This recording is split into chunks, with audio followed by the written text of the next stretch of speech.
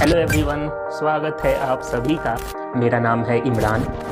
और हाँ, सिर्फ बच्चों ही नहीं, उन पेरेंट्स का भी तहे दिल से स्वागत है जो अपने बच्चों के फ्यूचर को लेकर थोड़े से कंसर्न रहते हैं। मैं हूँ आपका मैथ्स टीचर।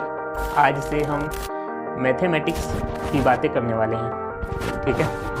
इससे पहले कि हमारी आगे बातें हों, हम आगे बातें करें, थोड़ा सा मैं अपने बारे में इंट्रोडक्शन दे देता हूँ। मेरा नाम मोहम्मद इमरान अंसारी है और मैंने अपनी एमटेक जादवपुर यूनिवर्सिटी कोलकाता से कंप्लीट की है। और पिछले 3-4 साल से मैं आईआईटी जेई जैसे कॉम्पिटिटिव एग्ज़ाम्स के बच्चों को पढ़ा रहा हूँ और उन्हें गाइड कर रहा हूँ। एक सिंपल सा सवाल जो मैं अक्सर बच्चों से पूछता रहता हूँ कि आईआईटी जेई के प्रिपरेशन के दौरान, आईआईटी जेई की तैयारी करते वक्त सबसे ज़्यादा डिफ़िकल्ट, सबसे ज़्यादा फियर किस सब्जेक्ट का लगता है? फिजिक्स, केमिस्ट्री या मैथ्स? तो ज़्यादातर बच्चों का जवाब आता है कि सर मैथ्स। मैथ्स। मैं पूछता हूँ कि अच्छा, क्यों डर लगता है? इसका रीज़न क्या है? इस फियर का रीज़न क्या है? कुछ तो रीज़न होगा। तो जवाब मिलता है कि सर क्योंकि हमसे मैथ्स के सवाल सॉल्व नहीं होते। एंड यहीं से असली प्रॉब्लम स्टार्ट होती है, ठीक है। तो सबसे पहले हम ये समझते हैं कि आखिर क्यों क्यों मैथ्स के सवाल सॉल्व नहीं होते, क्या रीज़न है। इस देश में देखो, इस देश में लाखों बच्चे आईआईटी का सपना देखते हैं, ठीक है। और ऐसा नहीं है कि वे मेहनत नहीं करते, मेहनत करते हैं, मेहनत बहुत ज़्यादा करते हैं। कोचिंग भी ज्वाइन करते हैं, मॉड्यूल्स भी खरीदते हैं, लेक्चर्स भी अटेंड करते हैं, सब कुछ करते हैं।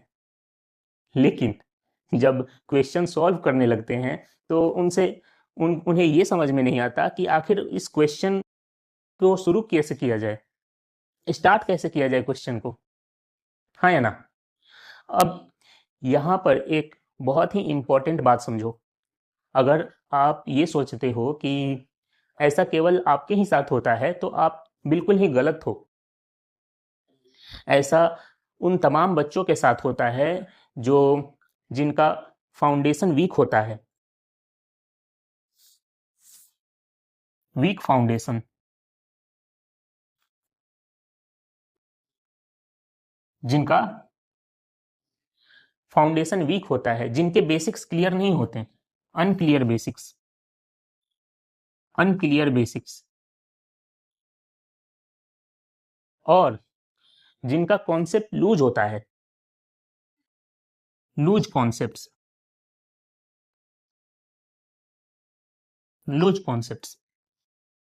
आपने ध्यान दिया होगा कि जो आईआईटी जेई में क्वेश्चंस पूछे जाते हैं उनमें जो कॉन्सेप्ट्स यूज होते हैं वो कॉन्सेप्ट्स कभी नहीं बदलते, कॉन्सेप्ट सेम रहते हैं, सिर्फ पूछने का तरीका बदल जाता है। उन्हीं एक कॉन्सेप्ट को 10 अलग अलग तरीके से घुमा कर पूछा जाता है, यानी कि सेम कॉन्सेप्ट्स को ट्विस्ट करके पूछा जाता है। स्कूल्स और आईआईटी जेई का फर्क यहीं से शुरू होता है। स्कूल में क्वेश्चंस डायरेक्टली फॉर्मूला पर बेस्ड आते हैं, फॉर्मूला याद है, आप क्वेश्चन कर लोगे। लेकिन आईआईटी जेई में अगर फाउंडेशन स्ट्रांग नहीं है, बेसिक्स क्लियर नहीं है और कॉन्सेप्ट्स पर पकड़ नहीं है तो हर क्वेश्चंस नया लगने लगता है।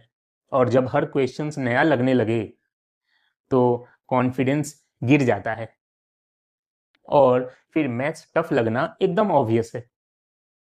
और सबसे बड़ी चीज़ आजकल ये देखने को मिल रही है कि कभी कभी सिलेबस को कंप्लीट कराने की रेस में टॉपिक्स को भगा दिया जाता है। टीचर भाग रहा होता है, साथ साथ स्टूडेंट्स भी भाग रहे होते हैं और दिमाग दिमाग पीछे छूट जाता है। एंड एक और बड़ी चीज़ ये देखने को मिल रही है कि बेसिक्स को इजी समझकर स्किप कर दिया जाता है और कहा जाता है कि ये तो बच्चों वाली चीज़ें हैं, ये तो सबको आता ही होगा। पर जब वही बेसिक चीज एडवांस क्वेश्चंस में यूज होते हैं, तब समझ आता है कि प्रॉब्लम्स क्वेश्चन में नहीं बेस में थी। एक सिंपल एग्जांपल सोचो, एक 10 फ्लोर की बिल्डिंग है, ठीक है। तो जो आईआईटी जेई के क्वेश्चंस होते हैं वे टॉप फ्लोर जैसे होते हैं। आप खुद सोचो कि अगर नीचे की ईंट हिल रही है, अगर फाउंडेशन में गड़बड़ी है, तो ऊपर खड़े रहना कितना मुश्किल है या नहीं? बिल्कुल है। चाहे जेई मेंस हो या जेई एडवांस हो, दोनों में ही आपको प्रॉब्लम्स आएंगी। इसलिए मैं बार बार फाउंडेशन की बात कर रहा हूं। अगर आपको आईआईटी जेई की मैथ्स मुश्किल लगती है, इसका मतलब ये बिल्कुल ही नहीं है कि आप वीक हो। इसका मतलब सिर्फ इतना है कि आपको चीजें सही डायरेक्शन में समझने का मौका नहीं मिला। और अच्छी बात यह है कि सीक्वेंस सिखाया जा सकता है। अगर आप आईआईटी जेई की मैथ से डरते हो, तो याद रखो, डर मैथ्स का नहीं होता, डर वीक फाउंडेशन का होता है। और फाउंडेशन आज भी स्ट्रॉन्ग की जा सकती है, ठीक है। तो आने वाले वीडियोज में मैं हर उस कॉन्सेप्ट पर बात करूंगा, हर उस टॉपिक को उठाऊंगा जिसे लोग ये समझ के छोड़ देते हैं कि ये तो इजी टॉपिक है, ये तो बच्चों को आता ही होगा, ठीक है। हम हर एक बेसिक चीज को एकदम डिटेल से और बारीकी से देखने वाले हैं, ठीक। तो मिलते हैं नेक्स्ट क्लास में। तब तक के लिए पढ़ते रहो, समझते रहो, सीखते रहो, हंसते रहो, मुस्कुराते रहो और आगे बढ़ते रहो, ठीक है।